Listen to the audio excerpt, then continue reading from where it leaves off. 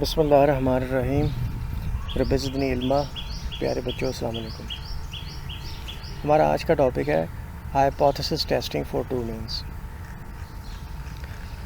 मैं आपको hypothesis testing for two means पहले करवा रहा हूँ। Hypothesis testing for one mean मैं आपको बाद में करवाऊँगा। प्रोसीजर सेम है, चाहे उसको पहले कर लें, इसको पहले कर लें। आमतौर पर उससे पहले किया जाता है, लेकिन इसमें आपको परेशानी कोई नहीं होगी इंशाल्लाह। ठीक है ना, मिलती जुलती चीज़ें हैं।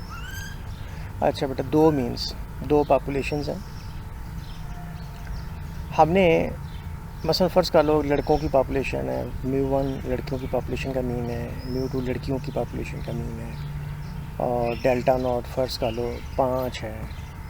ठीक है, तो इसका मतलब ये होगा कि लड़कों के एवरेज मार्क्स लड़कियों के एवरेज मार्क्स से 5 मार्क्स ज़्यादा है। लड़कों की एवरेज लड़कियों की एवरेज से 5 नंबर ज़्यादा है। 5, हाँ, अगर ये परसेंटेज है तो 5% ज़्यादा है। डिपेंड करता है डेटा किस में है। मार्क्स में है तो 5 मार्क्स ज़्यादा है। अब बात समझते हैं। ये फ़र्ज़ कर लें एब्सेंटीज़ हैं लड़कों की, ये लड़कियों की एब्सेंटीज़ हैं, और यहाँ आंसर आता है 2। तो हम कह सकते हैं कि ऑन एवरेज जो लड़कों की एब्सेंटीज़ हैं वो लड़कियों की एब्सेंटीज़ से 2 ज़्यादा है, अगर डेल्टा नॉट हम 2 लेते हैं। तो ये इस तरह का हाइपोथेसिस है। अगर डेल्टा नॉट 0 होगा तो इसका मतलब दोनों में फ़र्क नहीं है।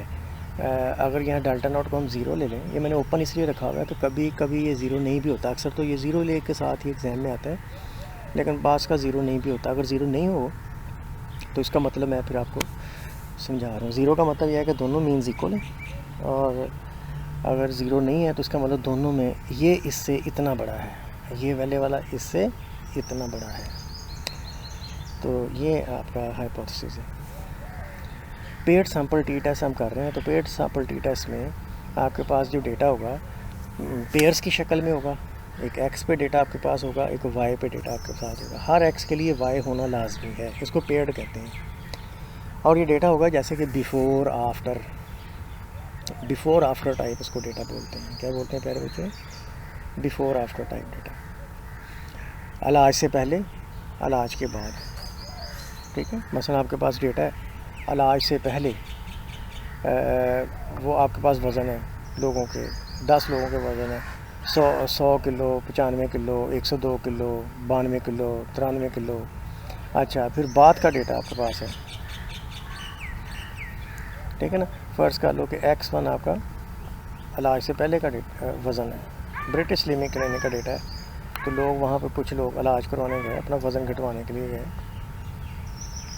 तो यहाँ पे कुछ वैल्यूज़ हैं। ठीक है, ये था बिफ़ोर, ये 2 है बेटा, 1 नहीं है। ठीक है, तो 2 में ये देखो आफ्टर का वज़न का है जितना जिस बंदे से पहले। इसका मतलब पेड का मतलब ये होता है कि एक बंदे से 2 दफ़ा वैल्यू ली गई। ये वैल्यू 5वें बंदे से, छठे बंदे से इलाज से पहले ली गई, ये वैल्यू छठे बंदे से इलाज के बाद ली गई। तो अगर इसका ये होता है μ1 माइनस μ2 = 10, तो इसका मतलब ये हुआ कि इलाज के पहले का वज़न इलाज के बाद के वज़न से 10 किलो ज़्यादा था, यानी कि 10 किलो वज़न कम हुआ है लोगों का। यह हाइपोथेसिस है। अब आपने इसको टेस्ट करना है कि वेदर इट इज़ ट्रू और नॉट। ये होता है बेटा इस तरह का हिसाब किताब। मैंने इस पर आपको काफ़ी टाइम गाइड कर दिया, आगे एग्जांपल में भी देखेंगे। अच्छा, नल हाइपोथेसिस तो मैंने आपको बता दिया। नल हाइपोथेसिस क्या होगा, इसकी शक्ल होगी μ1 माइनस μ2 = डेल्टा नॉट। ठीक है, आप जो ऑल्टरनेट हाइपोथेसिस है ना, वो 3 तरह का बेटा हो सकते हैं। आगे मैंने उसके लिए ऑल्टरनेट के हिसाब से ही उसका रिजेक्शन रीजन होता है ऑल्टरनेट हाइपोथेसिस। तो ये आपका H0 है, ये H1 है। H0, इसी H0 के मुकाबले में 3 तरह के ये अल्टरनेटिव हो सकते हैं, 3 तरह के। एक तो ये एक नॉट इक्वल टू, जब नॉट इक्वल टू होगा तो इसको 2 टेल टेस्ट भी कहते हैं, और इसमें आपका आधा रिजेक्शन रीजन इधर होगा, आधा रिजेक्शन रीजन होगा। रिजेक्शन रीजन को आमतौर पे अल्फ़ा कहते हैं, तो आधा अल्फ़ा इधर हो गया, आधा अल्फ़ा इधर हो गया। अल्फ़ा और अल्फ़ा मिला के कितना हो गया? अल्फ़ा/2 मिला के कितना हो गया? अल्फ़ा। ठीक है, तो इसका मतलब दरमियान में कितना रह गया? दरमियान में रह जाएगा 1 माइनस अल्फ़ा। बोलो, 1 माइनस अल्फ़ा। ये एक्सेप्टेंस रीजन है, ये नॉन रिजेक्शन रीजन है। ठीक है बेटा। अच्छा, अब आपने ना टी का आंसर निकालना है इस फार्मूले से, टी का आंसर आपने इस फार्मूले से निकालना है। तो आप इसका आंसर कैसे निकाल सकेंगे? डी बार होगा तो निकालेंगे ना, डी नॉट होगा तो निकालेंगे। डी बार और डी नॉट कहाँ से आना है ये मैं आपको बताऊँगा। एन कहाँ से आना है, एस डी कहाँ से आना है, टी कैसे बनना है, ये मैं आपको भी एग्जांपल में जाके बताऊँगा बेटा।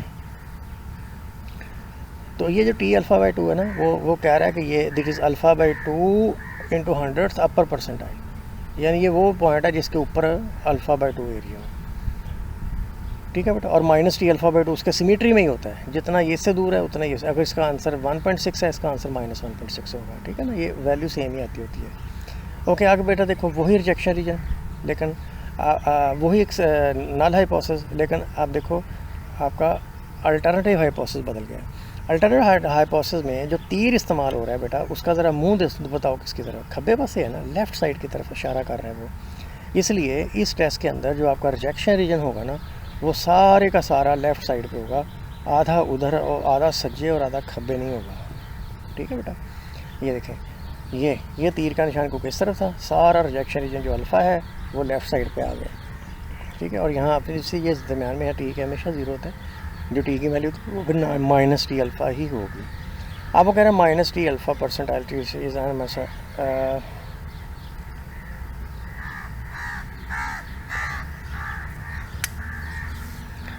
हाँ, तो ये अल्फ़ात परसेंटाइल है। अल्फ़ात परसेंटाइल का मतलब जिसके खब्बे पास एरिया अल्फ़ा हो। ठीक है। अच्छा, तीसरा केस बेटा ये है कि देखो, ये वही आपका नल हाइपोथेसिस है, लेकिन अल्टरनेटिव हाइपोथेसिस आप इस तरह का, यानी आप कहते हैं कि या वो उनमें फ़र्क इतना है या इतने, इस फ़र्क इतने से ज़्यादा है।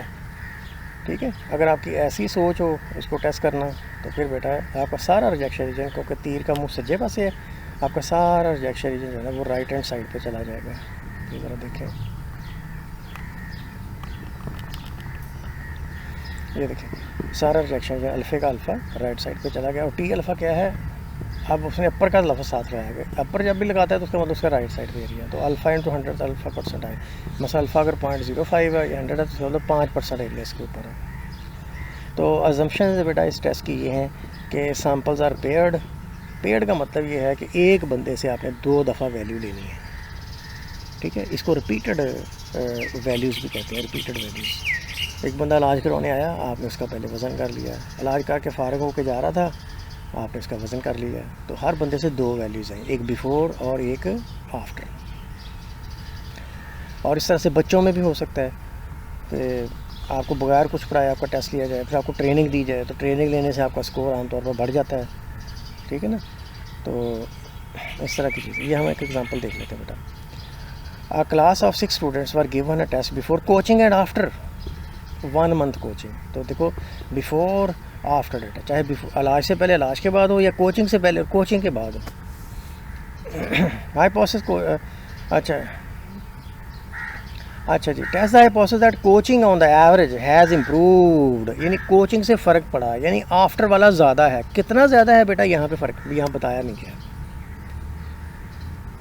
ठीक है, तो इसका मतलब ये है, वो आपसे ये कह रहा है कि μ1 माइनस μ2। अच्छा, जो नल हाइपोथेसिस होगा ना, उसमें हमेशा हमने नो डिफरेंस की बात करनी है, ना बढ़ने की बात करनी है, ना कम होने की बात करनी है। हम उसमें हमेशा ये बात करेंगे कि ये बराबर है। और दूसरे में फिर हम ये बात करेंगे, जैसे मुझे कहना इम्प्रूव्ड। इम्प्रूव का मतलब ये हुआ बेटा of the hypothesis on average has improved the performance of the students. अच्छा, वो कह रहे हैं इम्प्रूव हुई है परफॉर्मेंस। ठीक है।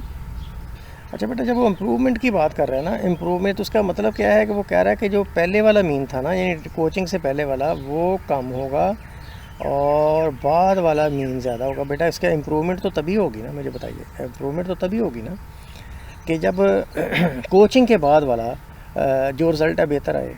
ठीक है ना, तो हमने एच नॉट में हमेशा ये बात करनी है कि कोई फ़र्क नहीं है। और दूसरा ये जो उसने बात की है ना, इम्प्रूव द परफॉर्मेंस, वो बेटा ये है।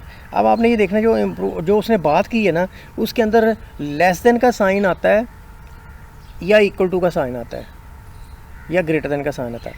तो अगर तो उसमें लेस देन और लेस देन का साइन आ रहा हो या ग्रेटर देन का साइन आ रहा हो ना, तो फिर आपने उसको ले लेना है अल्टरनेटिव हाइपोथेसिस में। तो अगर इस चीज़ को मैं बेटा दोबारा से लिखूँ ना, अगले